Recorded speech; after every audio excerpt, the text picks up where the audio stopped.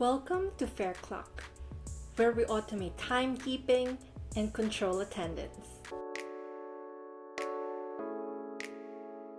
Hi, I'm Shine, and in this tutorial, I'll guide you through setting up scheduling in Fareclock. Now that you've completed the initial setup, we're going to configure the Schedule Shift and Schedule+Open Shift default setup. Before we start, if you haven't completed the initial setup yet, please watch the Scheduling with Fareclock Enable Setup tutorial with the link provided in the description.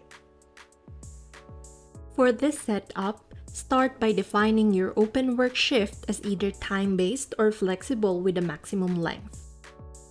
Note that the start time for open shifts is fixed at 12 a.m.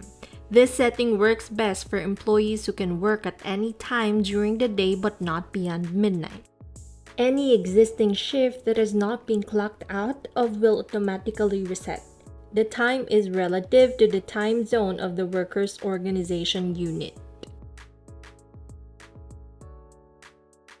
For maximum shift, if this value is set, a new open shift begins when worker first clocks in and there is not an existing shift. If the allow multiple shifts per day is enabled, a worker may begin a new open shift even if that worker already had a shift the same day.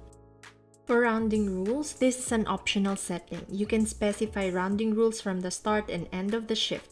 Before selecting these rules, make sure to define them in the Rounding Rules editor, which you can learn about in a separate video tutorial with the link provided in the description.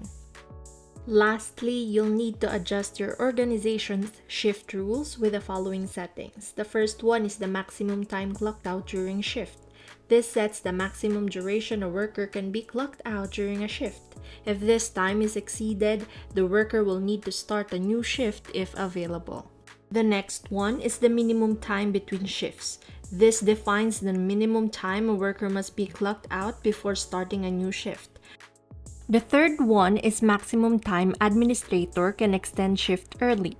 This determines how much earlier an administrator can allow workers to clock in before their scheduled shift starts. For fixed shifts, it overrides the shift class revision and lockout rules.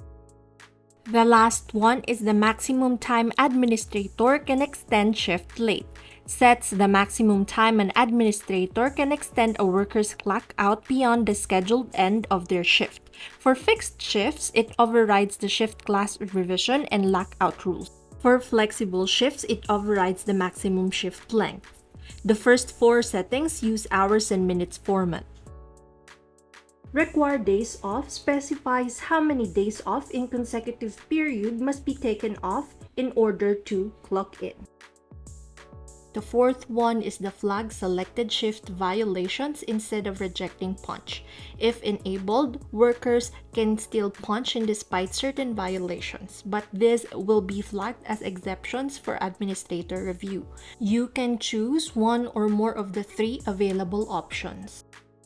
The last one is the round joint punches. If enabled, any job transfer or similar scenario where the out and subsequent in punches occur in the same minute will be rounded according to the shift class or open shift rules. If not enabled, the time remains unchanged.